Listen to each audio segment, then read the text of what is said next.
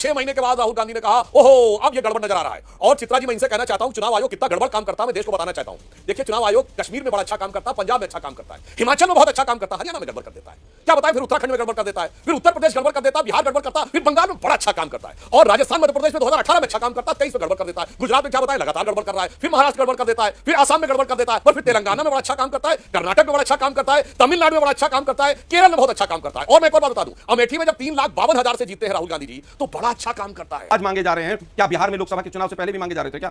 पूरा हिंदुस्तान का मीडिया और पूरी तरह से बीजेपी के लोग बार बार कह रहे हैं ये तो नॉर्मल रिवीजन है, नॉर्मल रिवीजन है। अरे भाई वो यहां पर नई दिल्ली में बैठा हुआ हूं, केजरीवाल के चुनाव में इतनी कंप्लेंट्स गई कि एक सांसद के घर पर 100 वोटें जाली बनी, असली बनी, नकली बनी। 2 महीने में 100 लोग कहां से चले आ गए? आज सवाल बहुत सारे हैं, लेकिन बचाएगा कौन इलेक्शन कमीशन को? जो इलेक्शन कमीशन आपकी सरकार बनवाने में मदद करता है, जो मीडिया आपकी सरकार बनाने में मदद करता है, आप उनको बचाएंगे और वो सब आपको बचाएंगे। सीसीटीवी फुटेज क्यों नहीं देता इलेक्शन कमीशन? 1 महीने के अंदर बिहार के अंदर सारा वेरिफिकेशन 8 करोड़ लोगों का 1 महीने में हो जाएगा। लेकिन पहले भी 13 बार सेम यही प्रक्रिया हो चुकी है इस देश में, बिहार में भी 2003 में हो चुकी है, 31 दिनों का समय लगा था, मीडिया रिपोर्ट्स बताती हैं। ठीक है सर, लेकिन आपके सवाल वाजिब है, चुनाव में जाएंगे तो पारदर्शिता होनी चाहिए और वो दिखनी भी चाहिए। आप पिक्चर चालू करो बे। Sound take 7 action. पूरी तरह से जिस तरह से इलेक्शन कमीशन चल रहा है, पूरा देश देख रहा है कि किस तरह से नोटबंदी के बाद वोटबंदी की तरफ बिहार को धकेला जा रहा है। क्या बात कर रहे हैं? महाराष्ट्र के अंदर जिस तरह से वोटों की चोरी होकर सरकार बनाई गई, आज भी तमाम केसेस चल रहे हैं हरियाणा के। क्या हुआ उसके अंदर? सुप्रीम कोर्ट ने कहा कि आप इलेक्ट्रॉनिक फॉर्म का नहीं लेके आइए कि कितने वोट कहां कहां पड़े आप नहीं देंगे।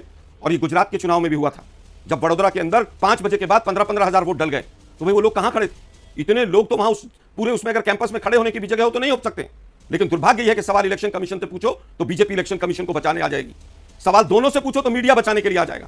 इस विपक्ष का गला दबा दें आप सब मिलकर, इस देश में लोकतंत्र खत्म कर दें आप लोग बिल्कुल।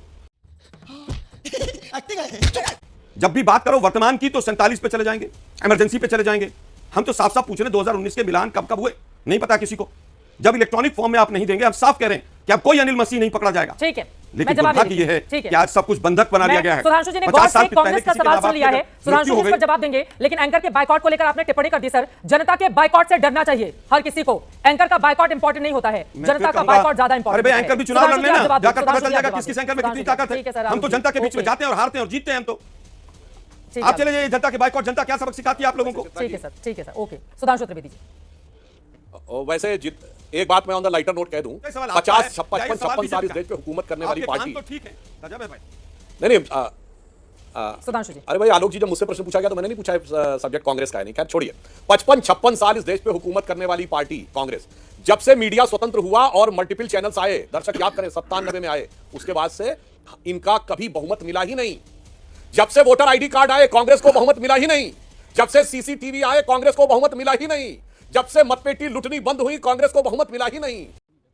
और नहीं तो क्या? और लायक और नालायक की तो मैं बात नहीं कहना चाहता किसी के लिए, पर पूरा देश देखता है कि आपकी पार्टी का नेतृत्व कितना लायक है कि 140 साल में सबसे बुरे दौर में पार्टी खड़ी है, और हमारा नेतृत्व कितना लायक है कि 72 साल के सबसे इलेक्शन कमीशन पे बात हो रही है, कांग्रेस की वर्तमान हालात पे हो रही है। मैं सिर्फ यह प्रश्न करना चाहता हूं, जवाब हम नहीं देते हैं। मीडिया के बचाव में बीजेपी आगे खड़ी हो गई है। मेरी बात की इलेक्शन कमीशन को मीडिया बचाएगा। नहीं मैं चित्रा जी को बचाने के लिए आपके जमाने में तो मीडिया क्या होता मतलब स्वतंत्र मीडिया हो गया, इसलिए कांग्रेस हार रही है। आलोक शर्मा जी, पता नहीं मुझे ऐसा लग रहा है कि एक एंकर जो एक पदाधिकारी बन के बैठी हुई है किसी बड़े पार्टी में, कहीं उनके ऊपर तो निशाना साधने के लिए चित्रा त्रिपाठी का सहारा नहीं लिया जा रहा है। मुझे तो इस बात का डर है। एनीवे, मैं इस तरह की टिप्पणी नहीं करती हूं। जवाब दीजिए। आरजेडी के प्रवक्ता बहुत देर से इंतजार कर रहे हैं। वैसे देश देख रहा है कि मीडिया क्या कर रहा है। उन लोगों ने भी चुनाव लड़ा था, एंकर ने चुनाव लड़ा था। आलोक शर्मा जी, मुझे लग रहा है कहीं पे निगाहें कहीं पे निशाना। सुधांशु जी प्लीज उनके सवालों पर। वोटर लिस्ट ठीक है, चुनाव में हार और जीत होती है, लड़ना चाहिए, क्या प्रॉब्लम है? मैं पत्रकार के रूप में बोल देना चाहता हूं।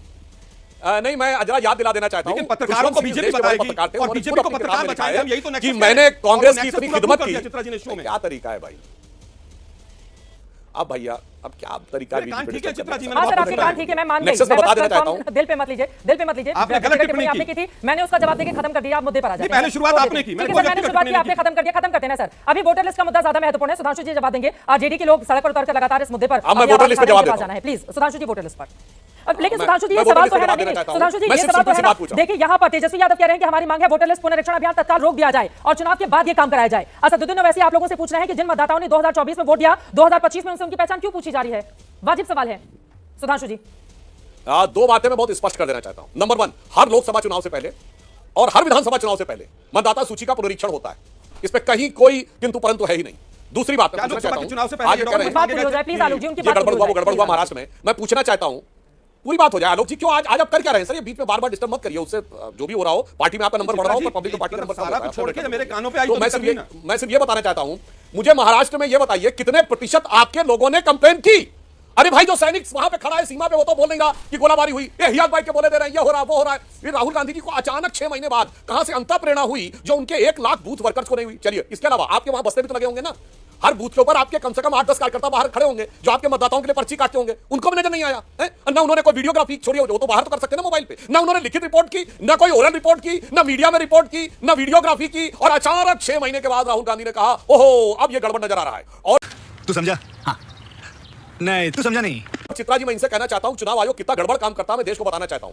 देखिए, चुनाव आयोग कश्मीर में बड़ा अच्छा काम करता है, पंजाब में अच्छा काम करता है, हिमाचल में बहुत अच्छा काम करता है, हरियाणा में गड़बड़ कर देता है, क्या बताएं, फिर उत्तराखंड में गड़बड़ कर देता है, फिर उत्तर प्रदेश गड़बड़ कर देता है, बिहार गड़बड़ करता है, फिर बंगाल में बड़ा अच्छा काम करता है, और राजस्थान मध्य प्रदेश में 2018 में अच्छा काम करता है, 23 में गड़बड़ कर देता है, गुजरात में क्या बताएं लगातार गड़बड़ कर रहा है, फिर महाराष्ट्र गड़बड़ कर देता है, फिर आसाम में गड़बड़ कर देता है, और फिर तेलंगाना में बड़ा अच्छा काम करता है, कर्नाटक में बड़ा अच्छा काम करता है, तमिलनाडु में बड़ा अच्छा काम करता है, केरल में बहुत अच्छा काम करता है। और मैं एक और बात बता दूं, अमेठी में जब 3,52,000 से जीतते हैं राहुल गांधी जी तो बड़ा अच्छा काम करता है, मगर वहीं जब इनके प्रत्याशी महाराष्ट्र में विधानसभा में हार जाते हैं तो बड़ा बुरा काम करता है। क्या बात है सर, क्या बात है सर, क्या बात, ये बात है, अरे सर क्या बात है। मेरे विचार से देश की जनता को वो समझने का प्रयास नहीं करना चाहिए जो संज्ञा राहुल गांधी जी को दी जाती थी, जिसे बोलना मना कर दिया गया है। इसलिए ऐसा नहीं, अपनी सुविधा के अनुसार ये एक साइन का ड्रॉ करते हैं, ऐसे यहां अच्छा यहां बुरा, यहां अच्छा वहां बुरा, यहां अच्छा वहां बुरा। तो अपनी वो, मैं अपनी बात पे कायम हूं, इमरजेंसी की मानसिकता, अपनी चुनावी हार जीत तो मैं तय करूंगा कि चुनाव आयोग को मुझे मान्यता देनी है या नहीं। जिस राज्य में मैं जीतूंगा, 7% से अधिक वोट तेलंगाना में भी बढ़ा था, चैलेंज करके पूछता हूं आपसे, जितना प्रतिशत वोट बढ़ा है महाराष्ट्र में उतना ही तेलंगाना में बढ़ा है। तेलंगाना हम जीत गए तो कोई बात नहीं है, महाराष्ट्र हम हार गए तो 6 महीने बाद हम उठ के बोलना शुरू कर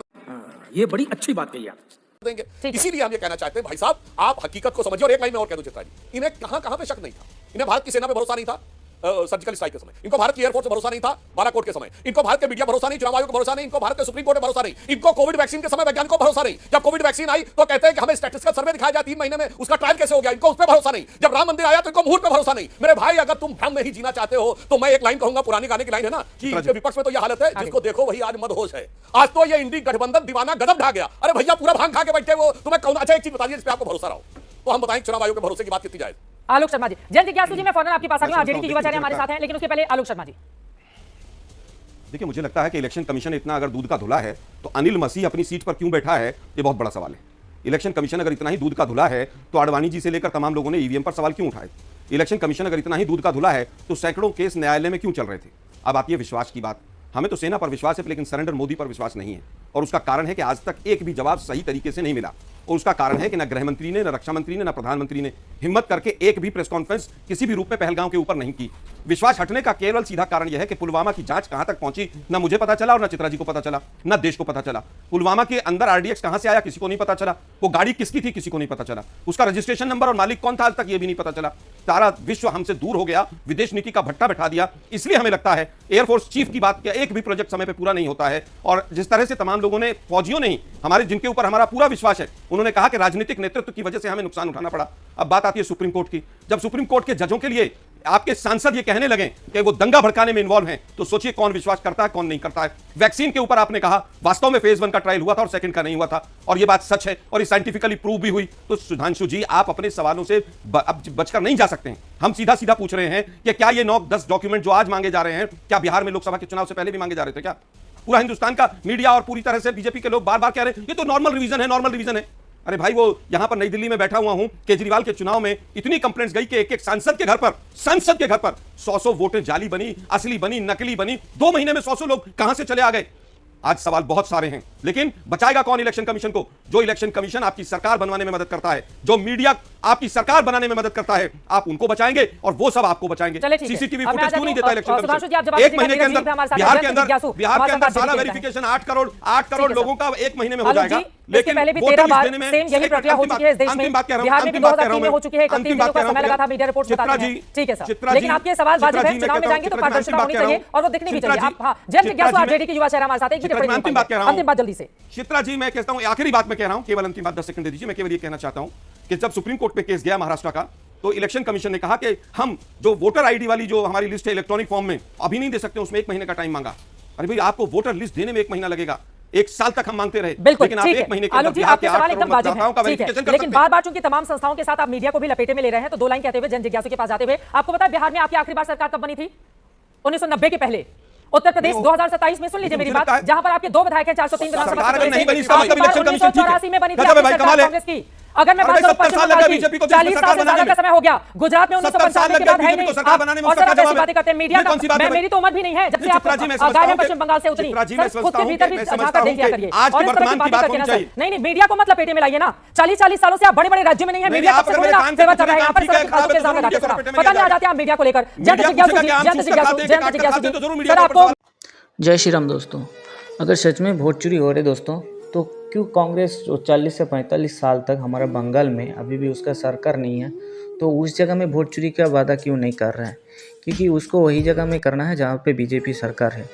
तो क्या राय है आपका, प्लीज़ कमेंट करके बताइए। और अगर आप हमारे चैनल में पहली बार है, प्लीज़ हमारे चैनल को सब्सक्राइब करें और हमारे साथ जुड़े रहें। तो मिलते हैं अगले वीडियो में नया एक डिबेट लेके।